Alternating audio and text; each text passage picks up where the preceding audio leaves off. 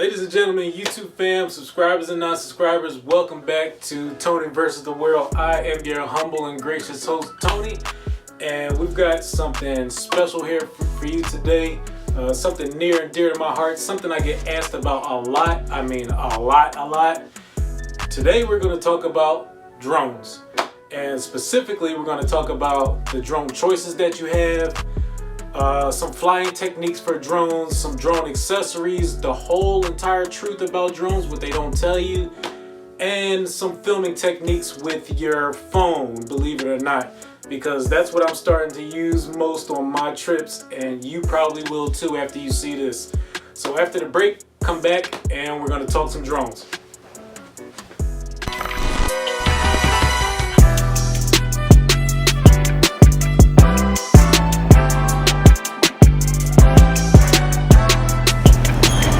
What time it is.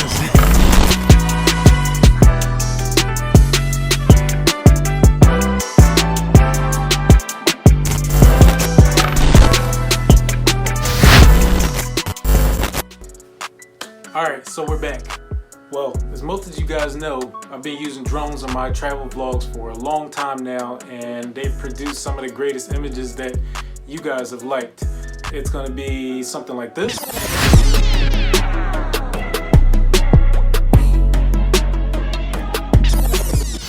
Or something like this one.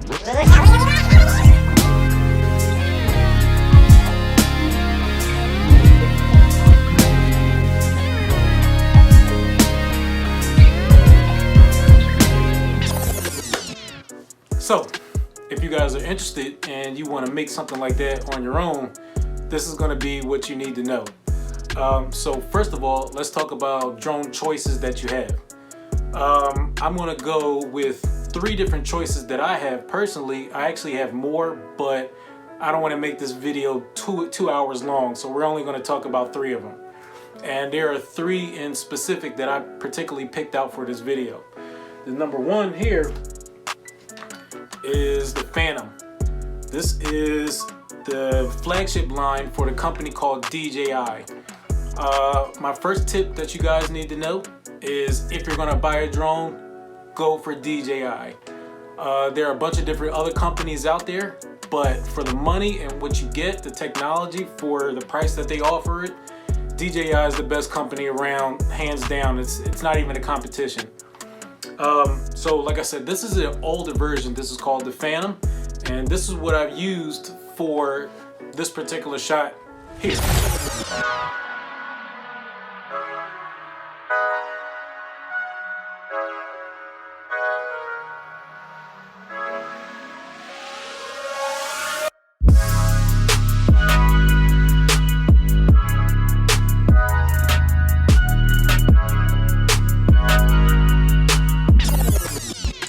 That came from this.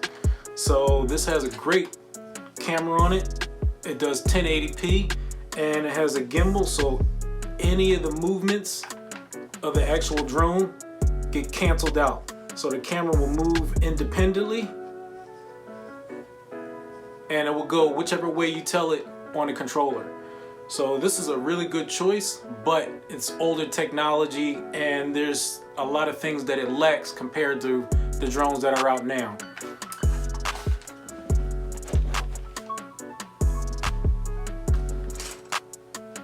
Another one that I use more frequently now is the Mavic Air. And as you can see in comparison, from this to this, it's night and day. When you bring this out, people are going to notice. When you bring this out, people are still going to notice, but it's not going to be as many because this is really small, and actually what it does is it folds up. So you can put this in your bag and walk away and nobody's even going to notice. And for scale, you can see it's no bigger than my hand. And something like this, even though it's small, it produces video like this.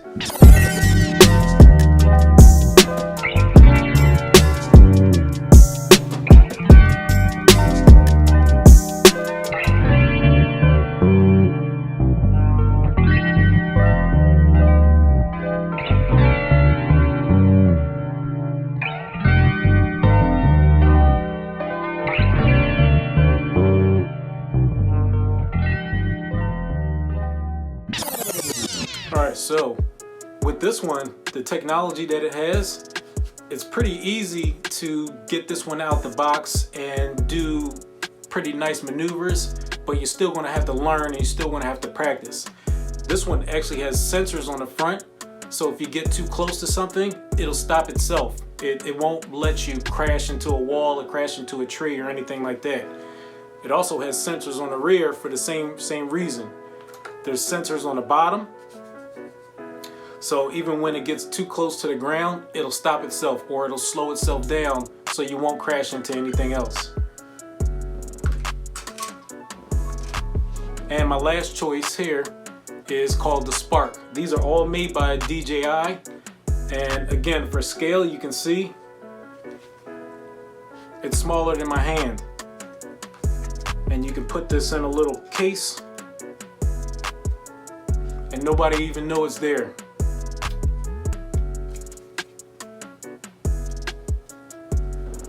So out of these choices, I use all three of these different drones for different things. For this particular one, since it's bigger, the wind resistance going forward when you're going, let's say you on a beach or something like that, it's not even a factor. This thing will breeze right through the wind and you won't even have to worry about it. And like I said, it produces great video as well. These, on the other hand, still produce great video, but if a big gust comes toward it, it might fly off track a little bit, but it's pretty good at correcting itself because all of these have GPS in it, so they're pretty stable. When you let go of the sticks, they won't just fly away. They'll stay in one place exactly where you left it. Same thing with this one. It has GPS, but a harsher wind comes toward it, it's gonna blow it off its track, and then it'll try and correct itself. So out of these three choices, my personal opinion is that if you guys are just starting, what you want to do is don't go for this one. And the reason why I say don't go for the Phantom is because those safety features, you're gonna need those when you first start. These aren't my first, these aren't my last drones, and trust me when I tell you, I've had a few, and I have a few that are no longer with us. That means I crashed them and I destroyed them. So to get that footage that you guys like, that's a product of me doing this for over 5, 6, 7, 8 years. I've crashed so many, I've spent so much money buying these things, repairing them, buying new ones because I destroyed them. You wouldn't believe it. So this is a hobby and it's not cheap. So what I recommend for you new guys is you want to buy one of these two. Now this one in particular is called the Spark. This one is no longer manufactured by DJI. This is an older model and they have since discontinued it, and now they've had the Mavic Mini is the replacement for the Spark. But for this Spark, it's actually pretty good because it still has all the safety features. It still has sensors on it that won't let you crash into things. And since it's discontinued, it's going to be cheaper for you.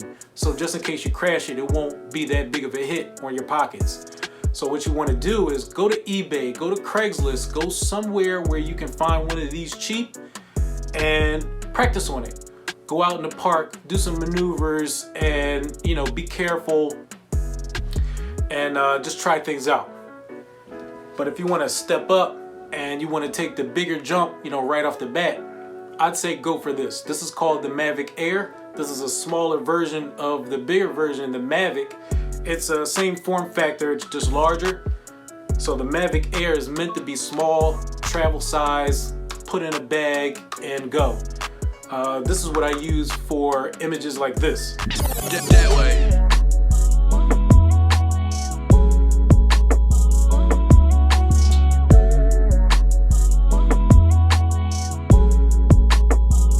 So, again, this is made for travel. It folds up, so you can put it anywhere. And this is what you want to get if you want to spend a little bit more money. Now the price points for these things are a little bit different. This is an older model, so you can probably pick this up for a few $100s, but this doesn't have the safety features, and it's a lot more analog. It's a lot more raw in its controlling, so you're not gonna have those error corrections that you would have on the newer ones. So if you move fast, it's gonna go fast. If you fly it into a tree, it's gonna hit that tree. No questions asked. I've had 3 of these and I've broken all 3 of them doing different things that I probably shouldn't have been doing. So even though this is cheap, you kind of have to know what you're doing to fly this one. This one, the Mavic Air, this is going to give you some of the best safety features and the best video, but again, the trade-off is the price. You're going to pay a little bit more for this one than you will for this one or this one. Now the Spark, like I said before, is discontinued, so you can probably go to eBay, Craigslist and get this one for 200 bucks, 300 bucks or something like that. So it all depends on what you want to use it for and how much you're willing to spend to try this thing out. Okay, so let's talk drone flying techniques. And what you're going to know is when you finally get your remote control together and you finally get the courage to try and do this, this is the most important thing that I've found out in my whole entire drone career. What you need to know is learn how to move slowly. Slow is fast, smooth is slow.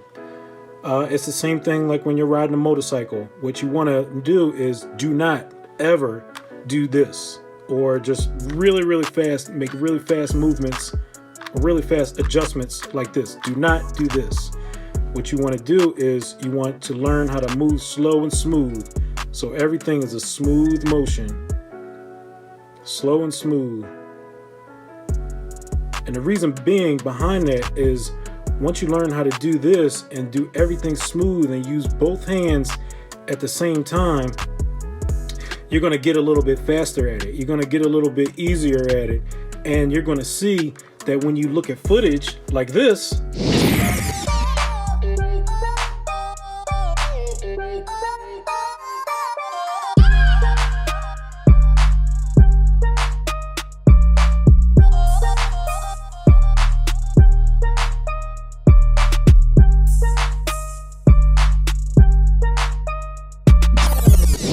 you're going to see how cinematic that is and how slow that is.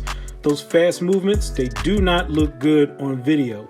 So when you turn, when you go up, when you go down, when you spin around left and right, you're going to learn that you need to go slow and smooth. And that's what looks good on video. That's one of the best tips that I can teach you guys to avoid you some headache. Okay, so you got a couple choices. You saw a couple techniques and you saw some accessories. So now I'm going to tell you the real truth about drones. So what you need to know if you want to do this to spice up your travel vlogs a little bit is this little hobby here is not cheap. So when you guys want to get into this, you need to know that you're going to need to practice and you're going to fail once or twice before you learn how to do this stuff and produce the shots that I learned how to produce. You kind of have to be comfortable with anywhere from $500 to $1,000 being up in the air and coming down, crashing it and losing it. You have to be comfortable with sometimes you want to go over a beach and see a shot of the water or something like that, and maybe something happens and your $1,000 is now at the bottom of the ocean. You kind of have to come to peace with that. And I've been there before and it stinks, but it's something I like to do and it's something I like to show people, something I like to show my family. So I keep doing it. This is just a hobby for me. You have to decide what's right for you. That's the low down and dirty truth. You're gonna have to be comfortable with putting this money up in the air and possibly losing it. And you're not gonna like it, but if you're a beginner, it's gonna happen once or twice. You can't avoid it. No matter how many sensors or anything these things have, things happen and you're gonna crash. So be careful, fly safe. The other thing for this whole truth segment about these drones is I rarely even fly these in the States anymore, and the reason is because you guys know people are doing a lot of stupid things with them. Guys flew them over the White House, you know, all types of things, and they do stupid things, so now the government chooses to regulate them. Now you have to go through an FAA class and possibly get a license and, you know, get a tag on it like it's an aircraft or something like that. And I don't want to go through all of that. I just want to have fun, so I don't even fly these anymore in the States. I mainly use these when I go out places, when I go travel internationally, and the rules are a little bit lax, or even if they have rules in other cities, you know, I make sure to follow the rules when I'm out of the country, but at the same time, they're not like here because people aren't that crazy with these things abroad. So if you want to do this a little bit more than recreationally, like if you go to the park once or twice, you're probably not going to have to go through all these regulations. But if you want to do this even semi-regularly, you're probably going to need to go to like the FCC or FAA website and register your drone. And that's to ensure that if it crashes and it hits something, some property or someone, that they can trace the drone back to you. And yes, that is the rule now. So be wary of these things when you want to go buy these drones and produce these videos like I do. So just wanted to let you know that's something else you got to look for. Last but not least, I'm going to leave you with some footage from all three of these drones so you can see which one you like the best. And hey, happy flying. And just to let you guys know, I'm just a regular guy traveling. If I can do this, you can do it too. Come on back next time to Tony versus the World.